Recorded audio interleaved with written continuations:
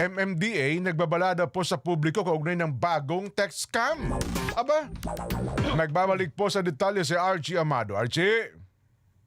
Ilang netizen ang nagpapadala sa MMDA ng bagong kumakalat na peking text messages tungkol sa tinatawag na no-touch arrest penalty. Wala umanong ganitong pulisiya na ipinatutupad o notice na ipinadadala ang MMDA sa nagsasabing kailangan itong bayaran sa pamamagitan ng isang website link. Ang link sa text message ay idedirekta sa peking website na ginagamit ang pangalan ng Land Transportation Office at sinasabing kapag nilagay ang plate number ay malalaman ang traffic violation hanggang sa kung paano babayaran ang multa. Sa direktiba ni MMDA Chairman Attorney Roman Duartes, patuloy na nakikipagtulungan ang MMDA at LTO sa mga otoridad upang malaman at mahuli ang mga nasa likod ng mga panlolokong ito sa mga motorista.